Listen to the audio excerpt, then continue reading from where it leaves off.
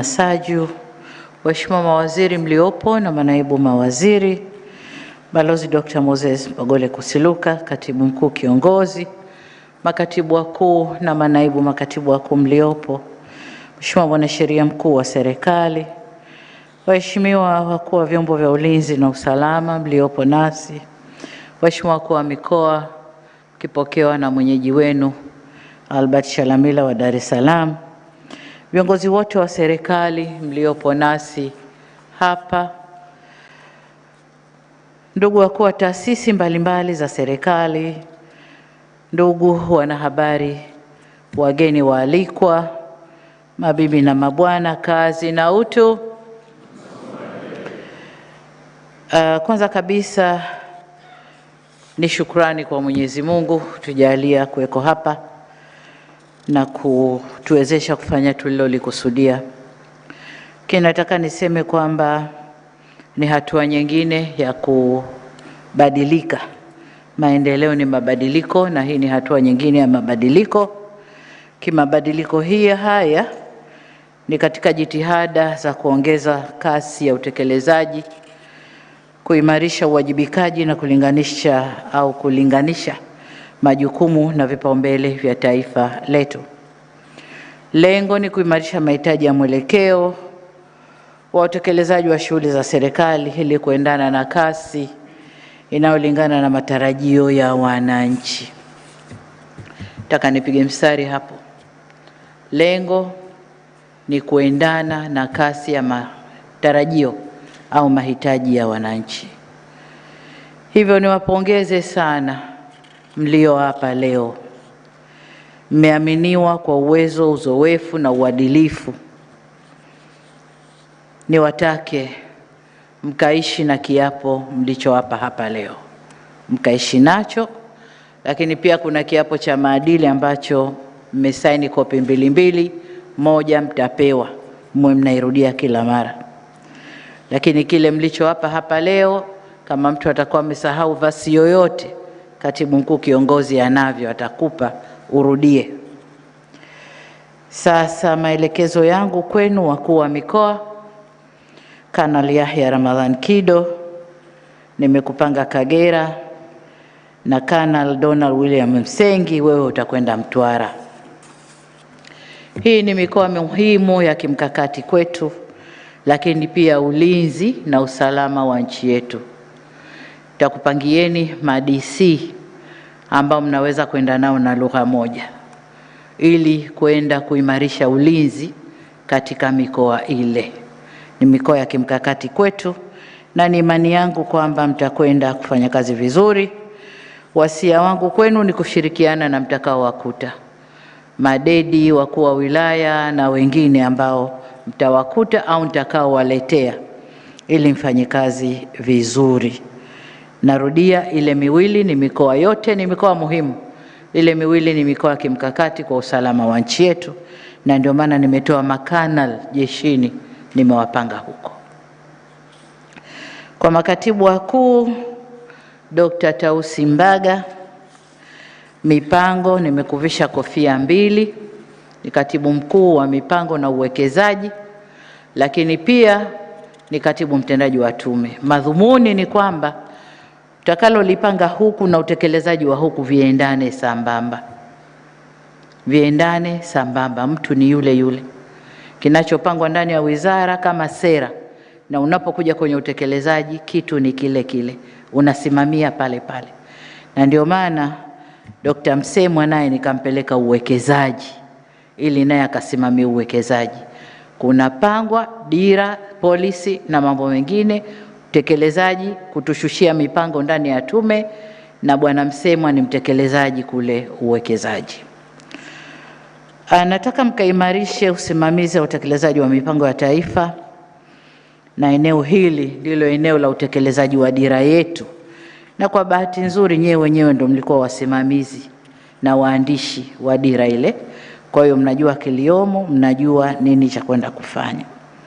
Nachotaka kuwaambia katika utekelezaji wa sera na mipango mliotushushia kupitia Waziri Kitila, tunako kwenda mbele kuanzia nadhani mwaka wa fedha ujao tunapoanza kutekeleza dira, Tumesema katika utekelezaji wa shughuli za uchumi, serikali itawajibika 22%, private sector 70%, na mashirika yetu ya umma 8%. Nataka mkafungue, kwa sababu private sector kwa hivi tulivyojitia makufuli haitakuja. Tunazungumza PPP, lakini sheria zetu zina makufuli. Nataka mkayafungue makufuli, wale wa private sector waje wawekeze nchini, ndipo takapoipata 70%.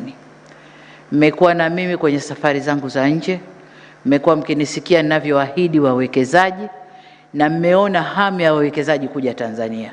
Sasa wasije halafu tumwafungia mlango. Hapana, nataka mkafungue, wawekezaji zije, FDI zije nchini, tuweke vitega uchumi hapa ndani ya nchi na taifa linufaike.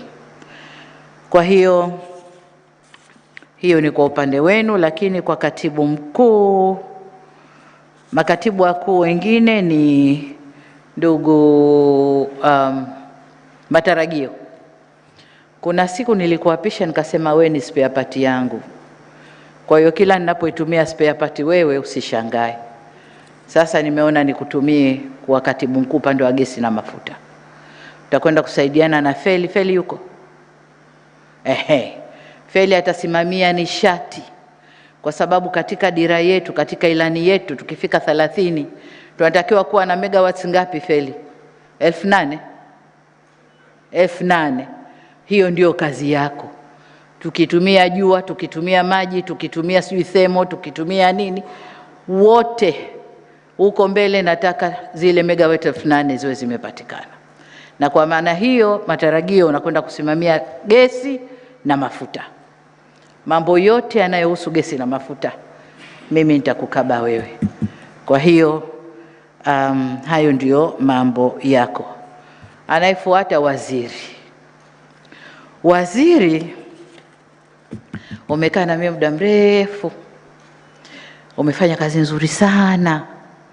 Akiambiwa mama kaupiga mwingi, na wewe umo, sababu wewe ndio mtu wangu wa hapa. Lakini kazi yangu ni kulea na kukuza, si kulea na kudumaza. Na ndio maana wengi niliowalea na watoa na wapa posti, nendeni kafanyeni na sukuma vipaji mbele. Nimepiga jicho hapa nikamwona Blandina. Blandina, hebu simama. Huyu alipokuwa na mimi nikimuita my giraffe. Sasa nimempeleka tume ya mipango na ninauliza anafanya vipi, naambiwa safi. Kwa hiyo ndo kazi yangu, kulea na kutoa, na nimetoa wengi. Nimetoa kina Juma Mkomi, sasa hivi makatibu wakuu utumishi, wanafanya vizuri. Nimetoa kina Felista, nimetoa Magoti DC, mnakisikia huko kina nguruma. Kwa hiyo kazi yangu mimi kama hatchery, nalea halafu na watoa, nendeni kakueni. Kwa hiyo babangu nimekupeleka ukakue. Lakini jengine, unajua ninachokitaka. Umekuwa na mimi kwa muda mrefu, unajua ninachokitaka. Kashirikiane na waziri wako. Waziri yuko? Kashirikiane na waziri wako. Nataka viwanda. Baseline yangu ni pale alipoacha Jafo. Ripoti yake kanambia kuna viwanda kadhaa, vikubwa, vidogo, vya kati, vya nini. Nataka niwapime kwa idadi ya viwanda nitakavyoleta nchini. Kwa ukubwa wa biashara, utanuzi wa biashara tutakao kuwa tunafanya na nchi za jirani, lakini na nchi za nje. Hicho ndicho kipimo changu kwenu. Kwa sikuwaweka pale mkacheke na wafanya biashara, mkacheke na wana viwanda, mzunguke tu kwenye viwanda. Hapana. Vutieni biashara, vutieni viwanda. Kama hamjafahamu, waziri unajua vya kunifika, mchukue mwenzio waziri wako, njoni nikatukae tueleweshane. Haya. Mwingine Nguvila. Nguvila, we ni rasi wa muda mrefu, na ulipoomba ruhusa kwenda kwenye bunge nilijua hakika utakwenda kupigwa hurudi. Nilijua hurudi. Lakini nikasema mtoto akitaka wembe mpe, ukisha mchinja atajua, si ndio? Kwa hiyo wembe umekuchinja mwanangu. Nikasema ngoja upumzike kidogo. lakini utendaji wako na ujua vizuri sana, na kurudisha na kupeleka Arusha. Arusha unaijua, Arusha imechangamka, Arusha ina mambo mengi, Arusha ni sura ya nchi yetu. Tuna accommodate pale taasisi za kikanda za kimataifa. Nataka ukafanye kazi na kuamini, na najua unaweza. Kanifanyie kazi ya Arusha. Na nikumbushe tena jina Kewe. Kewe huku Nindi. Nimekupeleka mifugo, kilimo. Umekuwa rasi Njombe. Bosi wako yuko nyuma hapo, anahangaika na lishe, na nadhani amefanya vizuri. Ameweza kupunguza kiwango cha udumavu na yale matatizo ya lishe, si haba. Saka msaidia afanye vizuri. Lakini Njombe ni mkoa tunaotegemea kilimo, ni katika mikoa inayolisha Tanzania, ni katika mikoa inayolima mazao ya biashara.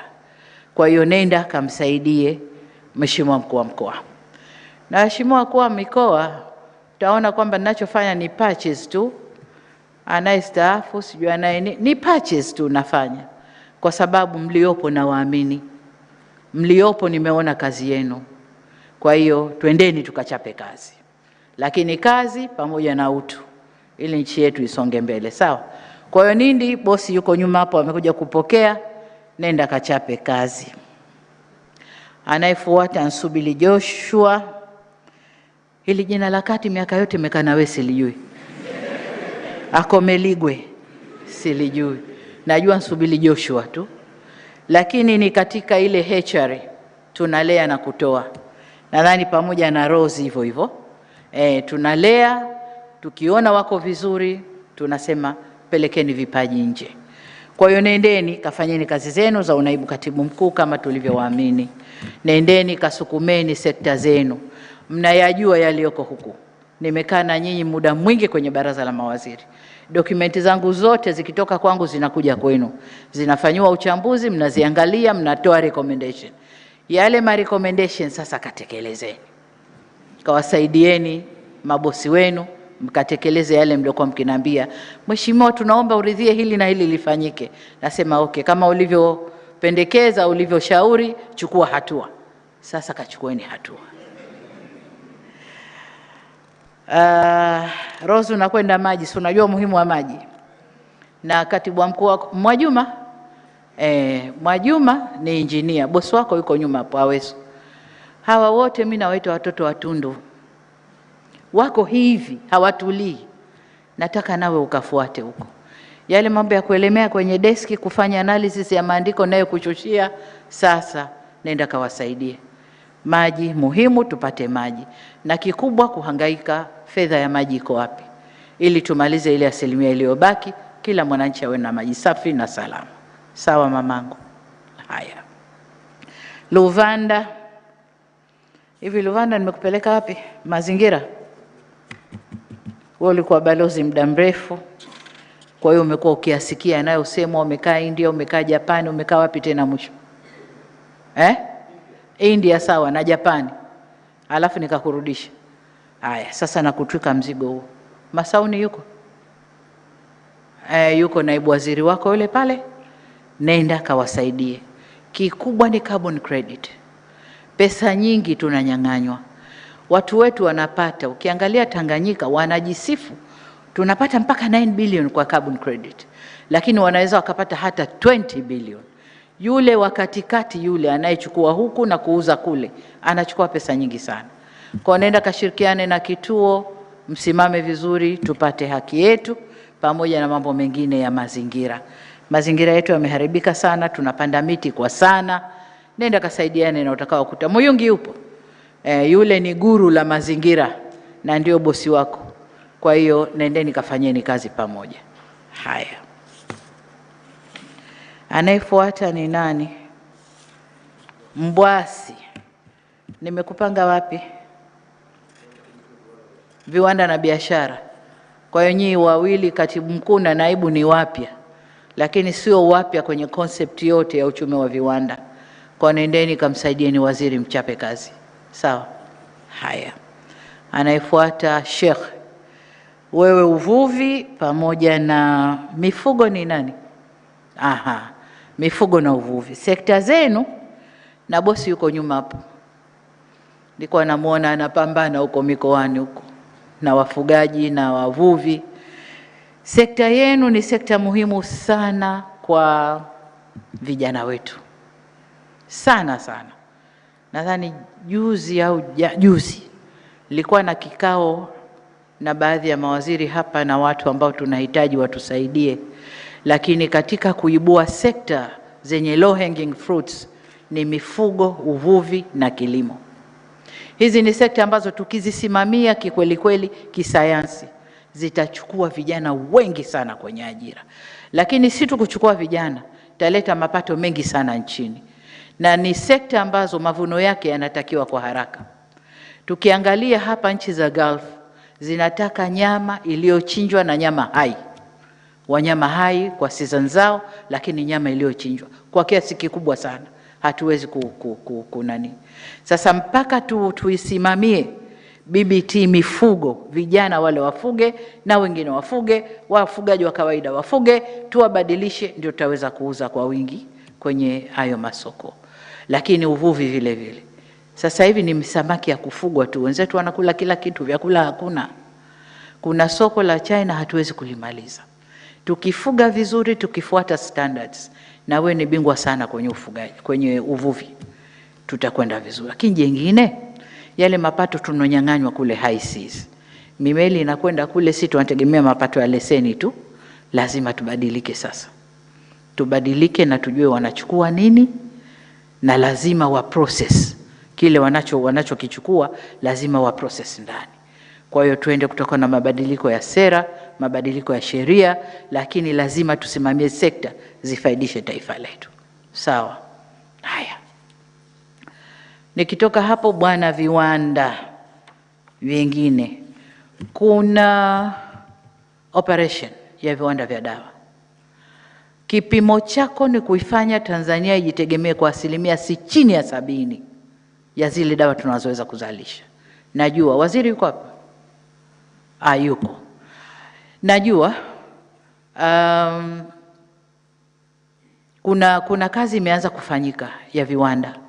Nenda kaisimamie. Lakini muelewe wanaowekeza ni kina nani. Kuna watu wengi wanahamu kuja Tanzania, wanakwamishwa ardhi, wanakamishwa na ukiritimba wetu. Nataka ukasimame. Viwanda vya madawa vijengwe humu ndani. Vijengwe na tujitegemee. By 2030 tujitegemee kwa 80%. Sawa. Haya, utasemwa mengi, sijui wa Crown Radio, sijui wa Crown nini. Sicho nilichokupelekea. Najua unaweza kusimamia viwanda vya madawa. Wawekezaji, nenda kasimamie. Mifugo nani tayari? Kewe, naibu katibu mkuu wapi? Tume ya mipango ya kwako nimeshasema, pamoja na mabosi wako wawili wale pale. Na wewe si nimekutoa mle ndani, nimekupandisha? Ndio. Au nimekutoa nje nikakuleta? Private sector. Very good. Sasa ile mawazo ya private sector, corporate thinkings, nenda kasaidiane nao vizuri. Hata Tausi alitoka private sector, tumejitahidi sana kumbadilisha awe mserikali, kabadilika, lakini hajalewa sana. Na wewe umetoka private sector, nendeni katupangieni yale mnayokaa kututeta kule nje kwenye private sector. Serikali ingefanya hivi, ingekuwa hivi. Serikali sasa kafanye. Sawa. Nenda kakae na uongozi uliopo, peleka mawazo ya nje, tuikuze tume yetu ya mipango, iwe na ufanisi na kila kitu. Halafu wa mwisho, Kaguti, na kusudia kukupa mamlaka ya nchi hii kwenda kuiwakilisha nje. Na utakapo kwenda kule, wewe umeibeba Tanzania yote mgongoni kwako. Kwa hiyo nadhani ukitoka hapa naibu waziri wako yuko hapa, waziri nimemtuma, huyu hapa. Wataenda kukupeleka chuoni, nadhani kuna crash program ya wiki 2 sio au 3. Baada ya hapo watakuwa wamejua kituo chako ni kipi. Wanakwenda kufundisha ubalozi kwanza, lakini wakati mwingine ubalozi mimi huona kama mnafanya uvivu. Maki zile protocol, ufundishwe sijui kifungo ufungeje, vifungo sijui kidole kikaeje, sijui ukikaji wa meza ufanyeje. Lakini mtu akikusema vibaya wewe usiseme vibaya, mjibu politely, kitu ambacho mimi siwezi. Wakinikera mimi nabwatuka tu. Nikirudi ofisini msaidizi wangu wa diplomasia ananiambia, Mheshimiwa Kimpale leo ulikuwa hivi. Anambia hiyo kazi yako wewe. Mimi wamenikera, wamesema na mimi nasema. Kwa hiyo utapita kwenye crash program ya kuambia ubalozi ni nini, and then tutakupangia kituo. Utakia kazi njema. Haya. Nadhani wote nimesema nao. Ndugu zangu walio hapa na mlio kwenye viti, mlio kwenye nafasi. Kazi yetu ni kulifanya taifa hili liendelee. Kazi yetu ni kwenda kuitekeleza dira yetu ya miaka 25 ijayo, ambayo itaishia 50. Tatoka mimi kesho kutwa, ataingia mwingine, nadhani atatoka mwaka gani sijui 40, ataingia mwingine ndio kuja kumaliza utekelezaji wa dira ya 2050. Lakini sisi ndio wa kuweka msingi. Kama tulivyokuta msingi wengine wameweka, sisi tukajenga juu, na sisi ndio wa kuweka msingi wa utekelezaji wa dira ambayo tunakwenda kuitekeleza. Kwa hiyo niombe kila mtu akafanye wajibu wake. Kila mtu akawajibike na pale anapotakiwa kuwajibika. Niombe sana ndugu zangu. Sasa mimi kwangu ni jicho. Nani anacheza vipi? Ukiona steps zako haziendani na ngoma ninayoipiga, basi tutatupisha tu pembeni, niangalie nani mwingine miguu yake miepesi ambaye anaweza akaendana na steps za ngoma ninayoipiga. Sawa ndugu zangu, nawatakia kila laheri, kazi njema. Wale waliofikiri labda tukiingia kutakuwa na pindua meza mambo yaanze upya, hapana. Hii serikali inaendelea. Kwa hiyo kutakuwa na mabadiliko, patches, kubadilishana vituo, kubadilishana sekta, hayo yatakuwepo. Lakini mpaka mtu akithiri sana ndio atakaa pembeni. Asipokithiri tutakwenda pamoja, tutarekebishana, tutakwenda pamoja. Kwa hiyo kachapeni kazi, kafanyeni kazi zenu. Tanzania ina midomo mingi mikubwa, kila unalofanya linatafsiriwa. Sasa nilikuwa naona mambo mengi, waziri katolewa, kiko wapi? Nacho kuambieni nimelea, amekuwa na muexpose kwenye sectors. Ndicho nilichofanya. Na wote nilio wasogeza ni hivyo hivyo. Nalea, wanakuwa na wapeleka. Wengineko ningeacha Adumaye na mimi hapa. Mimi kesho kutwa natoka, future yake iko wapi? Nimwache Adumaye na mimi hapa. Anayekuja atakuja na wakwake. Kwa hiyo acheni midomo ya uongo. Asanteni sana. Asante sana Mheshimiwa Rais wa Jamhuri ya Muungano wa Tanzania, na kwa heshima na taadhima tunakushukuru. Na sasa naomba uruhusu tufanye itifaki kwa ajili ya upigaji wa picha za kumbukumbu hapa nje. Asante sana Mheshimiwa Rais.